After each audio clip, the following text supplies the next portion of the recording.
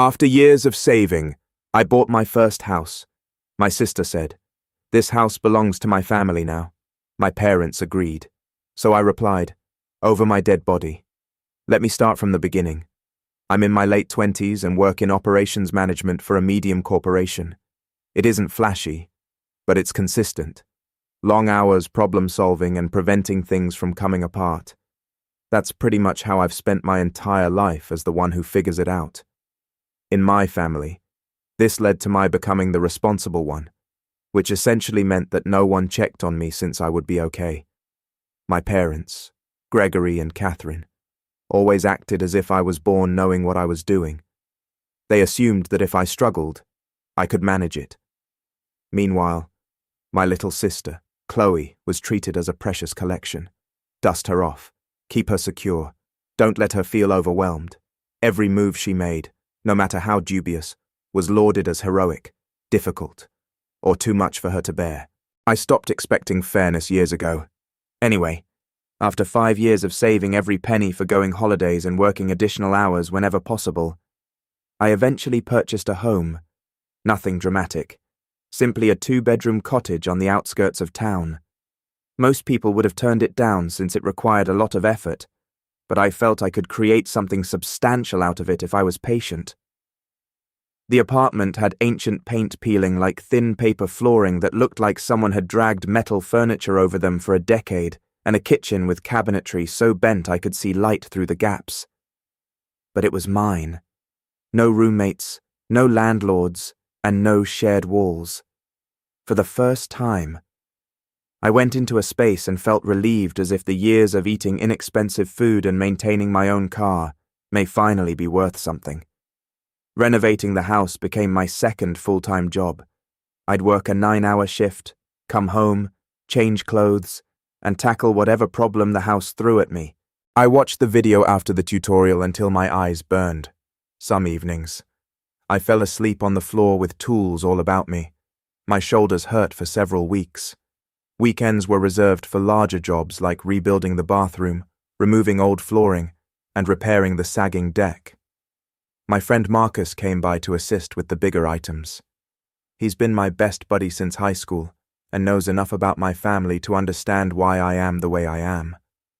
He kept joking that the house would be my evidence of survival after years of playing the supporting role in my own family. His words were not wrong.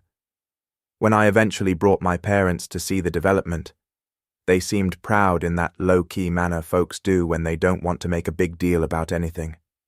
My father glanced around and remarked, "You were always handy, son," as if it was evident I could restore an entire house on my own. My mother smiled and thought it was lovely, not remarkable, not astounding, simply pleasant. They intended well. I know they did, but it felt more like they were marking something off a list.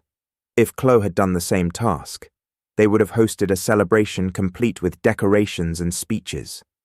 Speaking of Chloe, my folks still talk about her wedding as if it were the highlight of the decade. It's been years, yet they still talk about it all the time. The colors, the setting, how magnificent it was, how proud they were of their daughter. It wasn't until long later that I discovered how much they paid for it. I never received that kind of enthusiasm or support. When I mentioned that the down payment was difficult for me, my parents stated they wished they could contribute more evenly, but Chloe needed it at the moment. Like need only matters when it's hers. But the reality is, I didn't buy the house to impress anyone. I bought it because I wanted something that couldn't be taken away or changed to fit someone else's tale. Nonetheless, as I stood outside and looked at the home after accomplishing the last of the main tasks, I anticipated to feel a part of something larger. Instead, I felt stable and strong, as if I had finally created something that belonged totally to me. The thing was, I hadn't realized that the others around me didn't perceive it the same way. For me, it was a home. For my family, it was just available. And that distinction is where everything went wrong. I intended the house warming to be small, 8 or 10 persons at most. Only my family, Marcus, and 2 co-workers assisted me in moving the heavier items. Nothing fancy.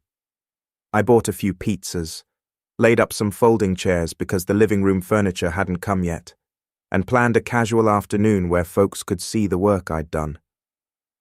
Chloe arrived 15 minutes early with 12 individuals I did not know. They swarmed through the front entrance as if it were an open event.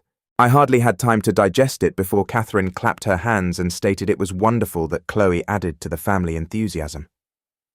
I was about to say something when Gregory interrupted me with, "It's family. Stop being weird. Jason, more people means more love."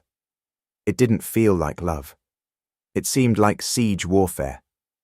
Chloe walked in as if she were the host, not me. Her little son, Oliver, was on her hip, and she quickly let him go about the home.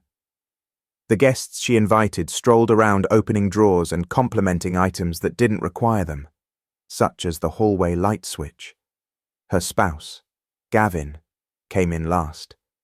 He had the same expression he normally had, chin slightly up, eyes, searching the room as if he's assessing a business venture he didn't pay for. He gave a slow nod as if he accepted the plan, which irritated me more than I expected. While everyone settled down, Chloe began making comments that sounded like jokes but did not land as such. "Wow, Jason. 3 bedrooms. What exactly are you planning here? A bachelor compound?" I mustered a modest smile. She continued going. "It's kind of wild. One guy with all this space. What are you going to do? Talk to the walls. Must be nice having no real responsibilities." A few folks cracked a joke. I did not. Gregory jumped in with his own brand of helpful commentary. "Well, you do have extra space. Chloe is simply pointing out the obvious." Catherine contributed her own perspective. "I always said you'd grow into something like this when you finally settle down. Maybe it'll push you to think long term." I didn't know what to say. They made it sound as if I had purchased a toy rather than a house. We began the house tour, something I had not wanted to do yet, but Chloe urged.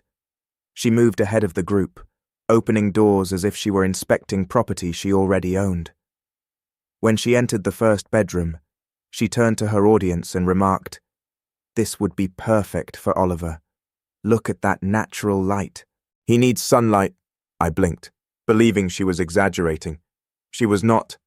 Gavin leaned against the doorframe, grinning as if everything made complete sense to him. He answered, "Yeah, I can see this fitting our needs pretty well. Our needs." He stated it as if he had already moved in. Marcus stayed at my side the entire time. He watched the incident develop with a stiff look. He was not mistaken. Chloe continued to treat each area as if she were shopping for a kid. She did not bother to supervise. Oliver was dragging a plastic toy across the wooden floor. I spent 3 weekends sanding and sealing. Every scratch caused my stomach to plummet. Nobody stopped him. Not even Chloe, who was too preoccupied discussing how she had arranged the furnishings in Oliver's future room. Or by the time we were in the kitchen, one of Chloe's extra visitors had opened the fridge and inquired about the availability of more beverages. I politely requested him to cease searching through my belongings. Instead of apologizing, he smiled and added, "Chloe said this place was basically family property." I stood there wondering whether I had misheard him. Chloe gave me a look that suggested I was being theatrical. "Relax, Jason. Nobody cares about a fridge. It's just family." Marcus murmured something under his breath that sounded like a threat. I considered asking him to repeat it. As the trip came to a close, I realized I hadn't said anything throughout. The entire event consisted of Chloe going ahead, pointing, assigning, redesigning, and behaving as if the home was some kind of common resource that I had selfishly locked away. People had only just eaten their pizza when Chloe clapped her hands loudly enough to cut every conversation in half. She stood in the midst of my living room as if she were preparing to give a class. I froze in the middle of a sentence. Marcus peered over from the couch, and some of the people she had brought quieted down. Chloe grinned too widely. I didn't move. I wasn't giving her the stage, but she took it anyway. "I have a plan," she said, taking a manila folder from her large purse. I took a step closer and asked, "A plan for what?" This was my housewarming, not a strategy meeting. She ignored it, opening the folder and pulling out pieces of paper she had printed. That alone annoyed me. She had come prepared, deliberate, and confident.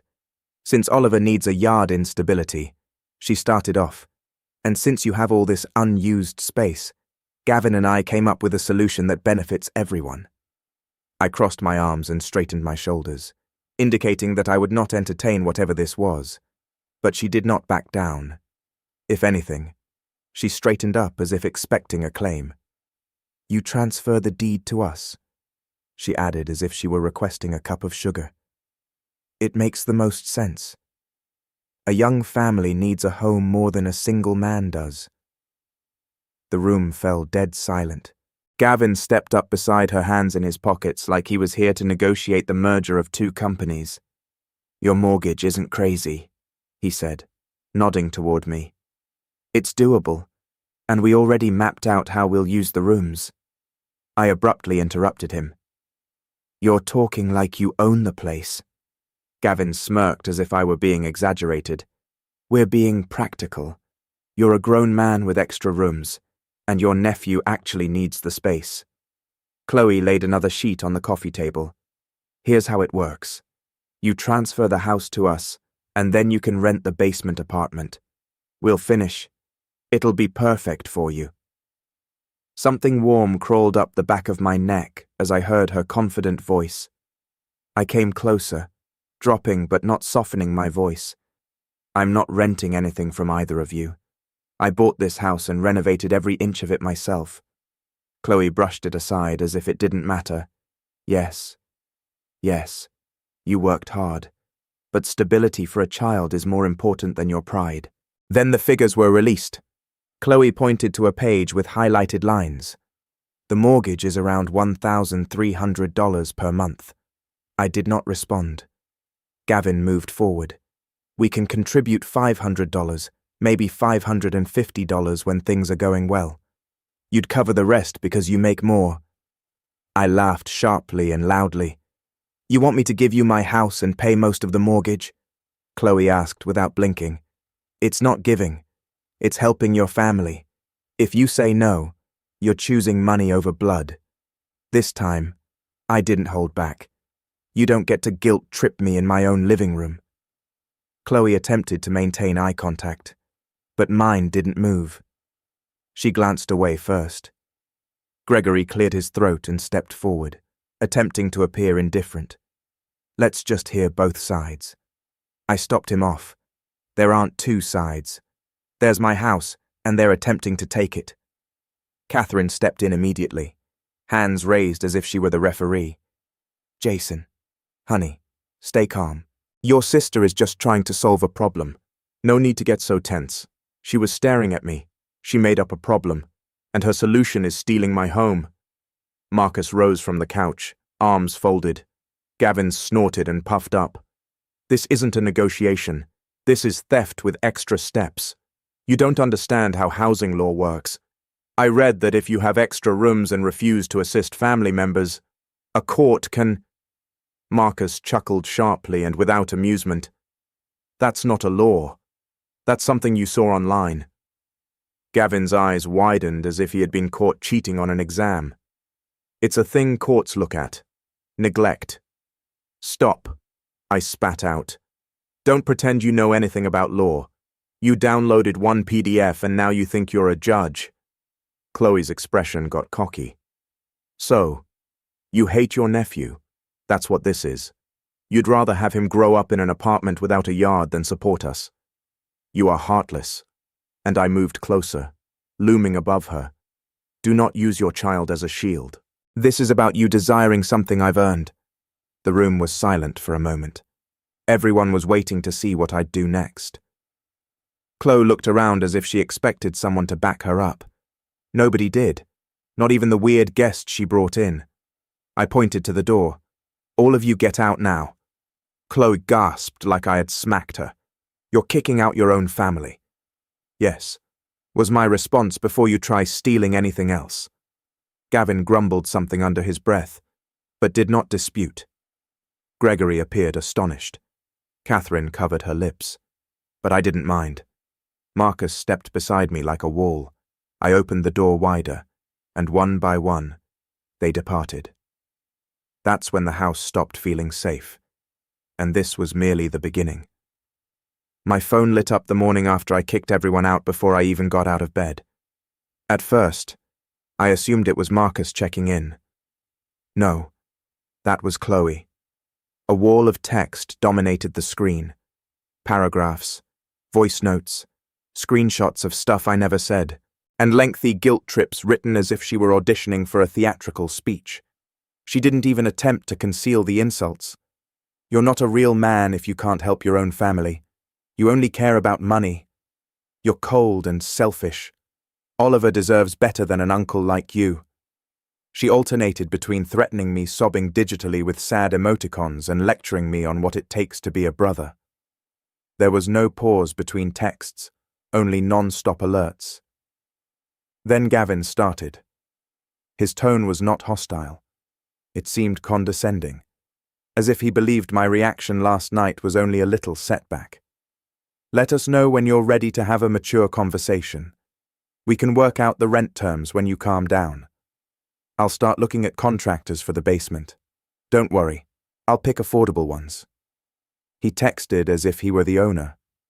I banned his phone number. He located another one and texted me from there. He also gave me a list of proposed modifications that he wanted me to do before they moved in. I did not react to either of them. By lunchtime, Chloe had shifted strategy and made the battle public. She wrote on social media that I booted out a woman and her infant in front of witnesses, and that I value empty rooms more than family.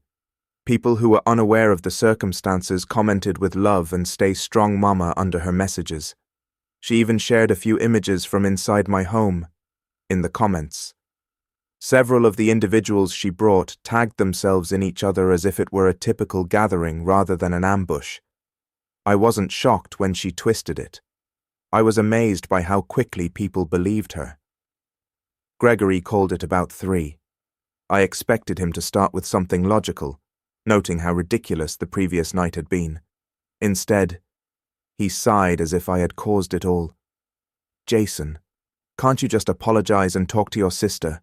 She's hurting. She's not hurting. I corrected him. She's angry because she didn't get her way. He brushed it off. You know how emotional she gets. Don't escalate it. Catherine then called.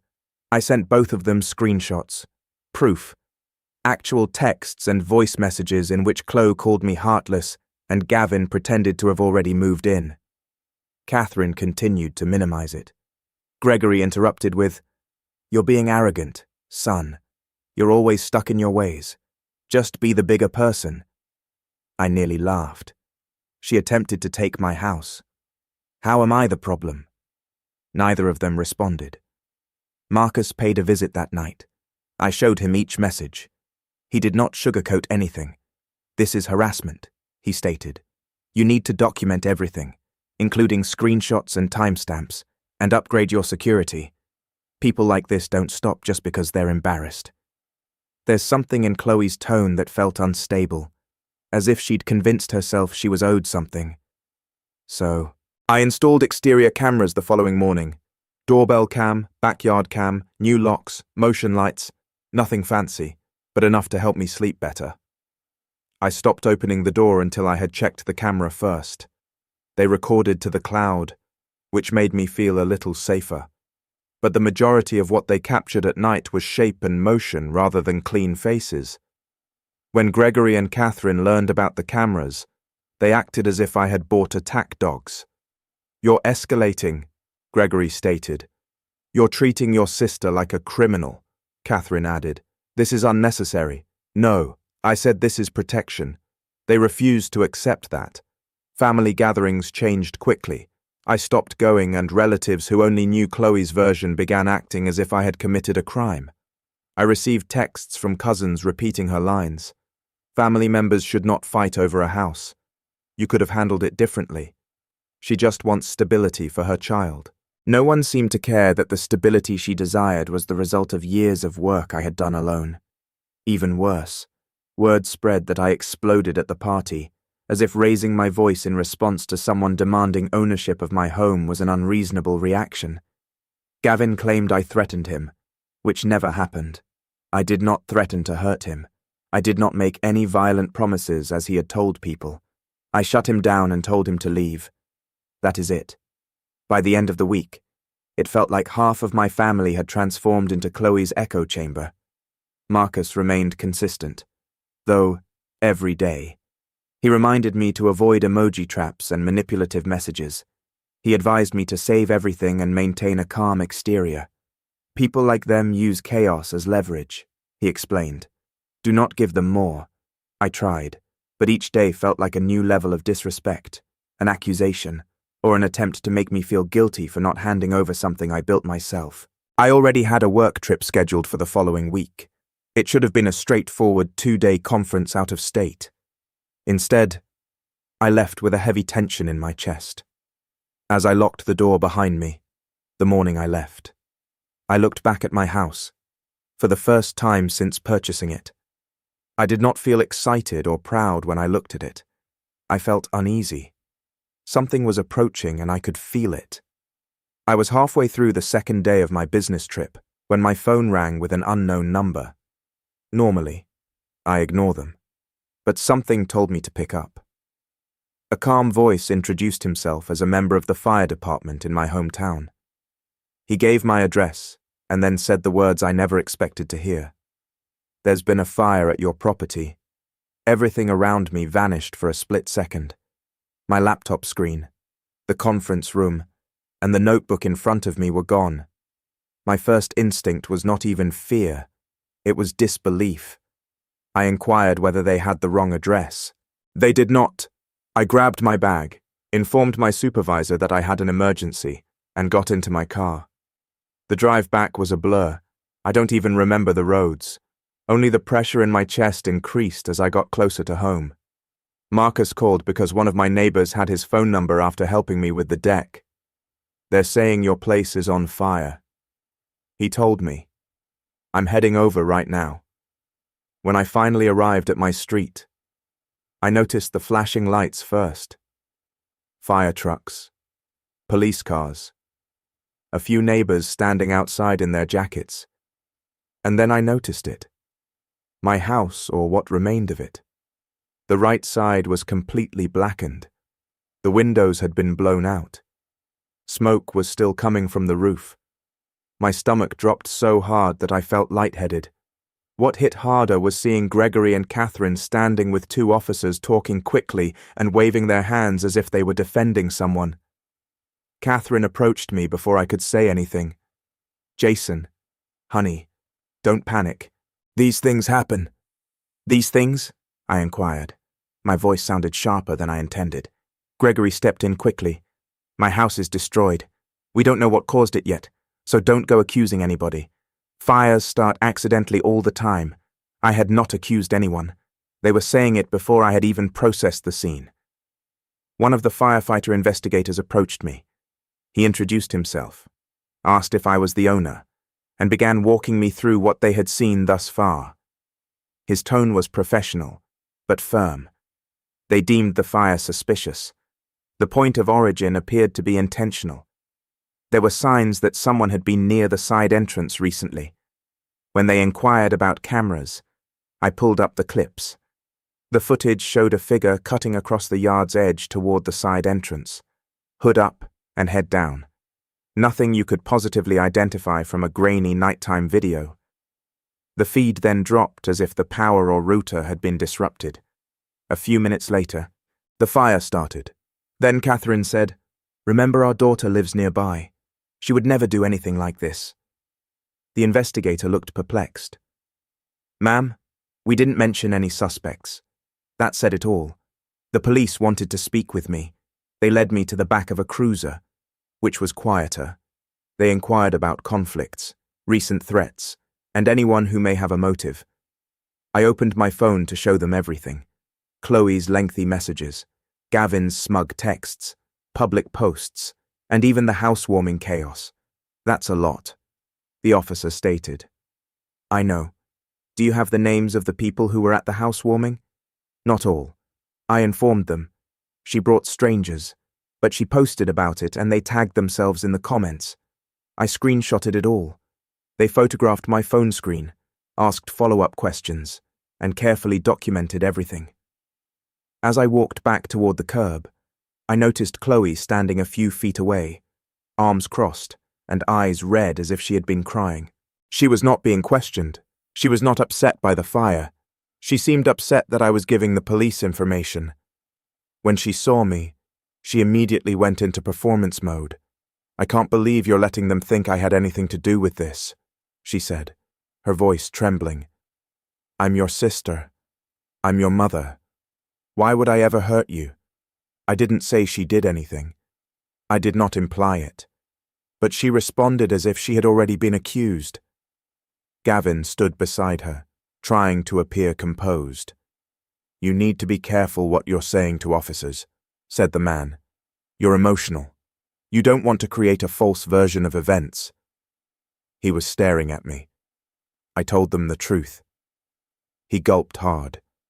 "Just don't let anger cloud your judgment," said a guy who had attempted to claim my house 2 weeks before. Marcus finally arrived and went right to my side. "You good?" he inquired quietly. "No," I replied. "Not even close."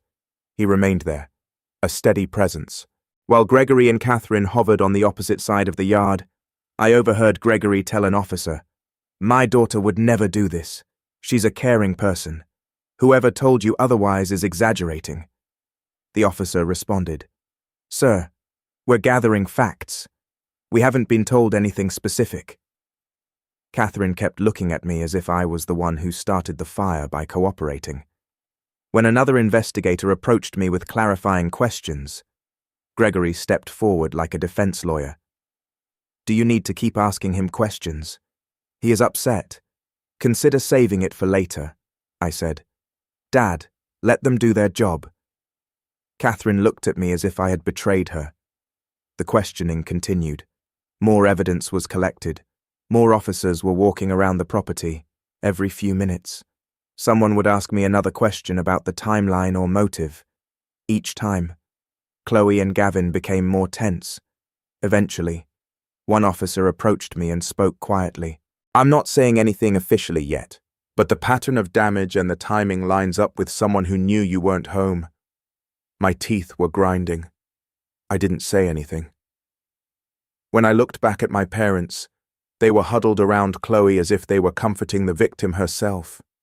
It was obvious by the time the firefighters had cleared the scene and secured the area. The evidence pointed to Chloe and my parents were not simply refusing to see it. They were already planning their defense. The investigation proceeded faster than anyone expected. A week after the fire, the police called me early in the morning and asked me to come inside. I sat in a small room alongside an investigator and a detective. Both of them appeared serious yet calm. They laid out their findings. There were traces of accelerant near the back entrance, shoe prints that matched the brand worn. My cloud footage captured a hooded figure moving toward the side entrance before the feed dropped. A neighbor's camera caught her car near my street while she claimed to be at home and the history of threats prior to the fire. When they said we're issuing charges, my chest tightened. Not satisfaction or fear, but the weight of everything becoming real. Chloe was arrested later in the afternoon. I did not receive any news from the police. I heard it from Gregory, who called me in a panic, breathing heavily as if someone had died. "Jason, what did you do?" he demanded. "They came to her house and took her away in handcuffs. She's married. She has a child. I didn't do anything. I told them they arrested her based on evidence." "You could have stopped it," he said. "You should have told them this was a misunderstanding. Families don't destroy each other like this." My jaw clenched. "She burned my house down." Catherine cut into the line, crying loudly. "She made a mistake. She wasn't thinking clearly. She's under stress. You know how fragile she is. She has a baby." "How could you let this happen to her? How could she do this to me?" I replied. Catherine sobbed harder. "You can still fix it. You can retract your statements. Tell them you exaggerated. Clarify the timelines. Say you're unsure. Anything. Just help your sister before her whole life is ruined. I almost laughed at the absurdity. I told the truth. I'm not lying for anyone. Gregory's voice dropped cold and sharp. You are ruining this family. No, I said. Chloe did that. He hung up. 2 hours later, Gavin posted on social media claiming she was unjustly targeted and betrayed by her own brother, who hates mothers and doesn't understand family loyalty. His followers ate it up. He painted her as a victim of a cruel system and an even crueler sibling. Then Gavin messaged me from a new number trying to sound tough. You crossed the line. Man, fix this. Drop everything or things are going to get bad. I ignored it. He sent another. I mean it. Don't underestimate me. Still ignored.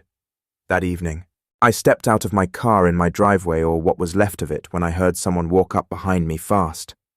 I turned just in time to see Gavin rushing toward me with his jaw clenched and fists balled.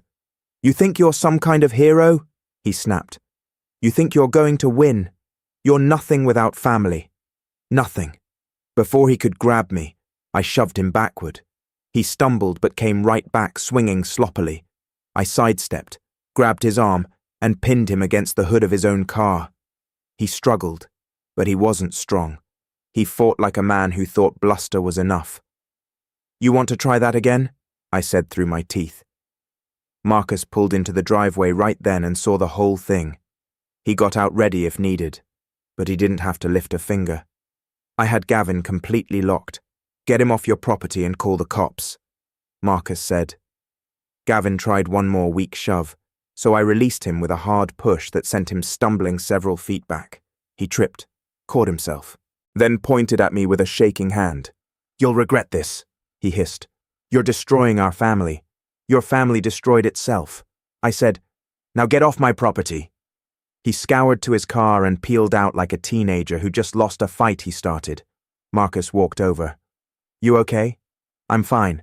I said he won't be back. You know he tried to put on a tough guy act, right? Marcus said. You barely touched him. Guy fights like a wet sock. For the first time in weeks, I almost cracked a smile. The next few days were worse with Gregory and Catherine. They stopped pretending to be neutral. Every call was another attempt to twist my arm. Just tell the court you misunderstood. Think about Oliver. He needs his mother. Why are you doing this? Why are you being cruel? Each time I gave the same answer. I'm not lying. Catherine cried every call. Gregory yelled every call. Both blamed me for everything. But Marcus stayed steady through all of it. You're not doing this to her. He kept reminding me. She did it to herself. She's responsible for her choices. You're just telling the truth. That's what kept me grounded. Facts do not change just because people cry about them. As the case progressed, my parents became colder. Shorter texts, calls, and accusations.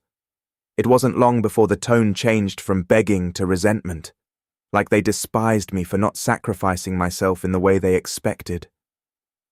One night, after receiving another message from Catherine calling me heartless, I finally realized something that should have been obvious long ago. I was not losing a sister. I was also losing my parents. The court was not quick. It was not satisfying. It was nothing like people imagined. It was paperwork, waiting rooms, phone calls, meetings with attorneys, and brief hearings in which everything felt heavier than the time allotted to discuss it. However, the case progressed, and the truth eventually surrounded Chloe from all sides. The plea agreement was reached in the middle of the summer, because the house was unoccupied and she had no prior record. The charge she pleaded guilty to was not the maximum they could have imposed. The prosecutor proposed a deal that guaranteed restitution while keeping the case out of trial. The judge suspended jail time on the condition that she pay comply and stay clean, and warned her on the record that a single violation would result in a sentence. She took it. There was no dramatic speech, no final attempt to deny anything, and no major emotional breakdown. Just a quiet admission to the charges because the evidence was too clear to fight. Guilty. Her sentence included probation, mandatory counseling, community service, and something more important, court-ordered restitution. She owed tens of thousands in damages. It wasn't a random number. It was related to the fire investigation insurance assessment and the cost of the damage she caused. The restitution was structured as a long-term payment plan that she could not avoid. Wage garnishment, tax return, seizure, and financial restrictions. It was the only time the court seemed to recognize what I had lost. In addition, insurance compensated me fairly. They covered temporary housing, personal property losses, structural rebuilding estimates, debris removal, and a portion of the replacement cost for items purchased during renovations. They did not hand me one large check. The initial funding covered temporary housing and immediate losses. The larger portion came down to a choice: rebuild and claim full replacement value, or reach a final settlement and walk away. It was difficult to get through the paperwork, and I argued with an adjuster several times, but the payout arrived enough to recover, but not enough to forget. The house's remains were inspected, photographed, documented, and then cleared. After the insurance settlement was finalized, and it was clear that I was not going to rebuild on that lot. I sold the land to a small development company and let them deal with whatever happened next. I did not want to step foot on that property again. Meanwhile, child services became involved through the court system. Any parent who commits arson, particularly against their family, is flagged. They assessed Oliver's living situation, scheduled supervised visits, and required parental classes. It was a mess, and none of it was my fault. But in my parents' eyes, it was still all about me. Gregory and Catherine stood outside the courthouse on the day Chloe was sentenced, waiting for me. Catherine had tears running down her cheeks. Gregory appeared to have aged 7 years. Neither of them looked at me in the same way a parent would look at a son, but rather as someone who had ruined their carefully arranged world. Catherine was the first to step forward. "Jason, enough is enough," she said, her voice shaking. "She's had her punishment. Please stop now. Stop what I requested. I'm done. The court handled it. You didn't have to push it this far. She's married. She has a child. He needs stability." I looked at her, astounded that she could say that with a straight face. He needed stability before she set my house on fire. Catherine flinched as if I had slapped her. Gregory stepped in. "You got your compensation. You got your payout. You're starting over anyway. Just drop the hostility. Let her rebuild. You think compensation fixes everything? I wondered. You think money replaces the place I spent months rebuilding or the feeling of being hunted in my own family? You're being cruel," she said softly. "No," I said, "I'm being honest. Something you two haven't been with me in a long time." Their expressions hardened, not because they disagreed, but because they were finally hearing something they had never wanted acknowledged. It did not end there. They tried one more angle. "Do it for Oliver," Catherine implored. "He needs his family." "He has family," I corrected. "Just not me, that was all. No yelling, no lengthy speech, just the absolute truth." I walked away as they remained frozen on the courthouse steps. That night, I blocked Chloe, Gavin, and eventually Gregory, and Catherine. It wasn't vengeance. It wasn't rage. It was about survival. You can't have people in your life who will watch your house burn and then blame you for the smoke. The final part of the insurance settlement was processed 3 months after the court case was closed. I had enough to rebuild or relocate. I chose neither of those old paths. Instead, I accepted a job offer from a branch of my company located 2 states away. Better pay, weather, and distance. I packed the little I had left. The fire destroyed most of my belongings, so I moved into a clean, quiet apartment with new walls that did not carry old echoes. Marcus clapped my back as we finished unloading the last box. "Feels like the first normal chapter you've had in a long time," he told me. He was correct. There was no celebration, no victory lap, no dramatic rebirth, just silence, the kind of quiet a man notices after years of tolerating noise. I found my rhythm again. Work, sleep, and small routines centered on my life and no one else's. The first time I cooked in the new kitchen, I didn't consider who might knock on my door or demand something from me. Months later, sitting on my new couch, I recalled something that had stayed with me my entire life. My family always labeled me as strong. People believe that is praise. It is not. Being the strong one was just an excuse to take from me, assuming I'd never break, complain, or require anything in return. I'm no longer their strong one. I am just a man living in peace, far away from those who mistook my stability for something they could exploit.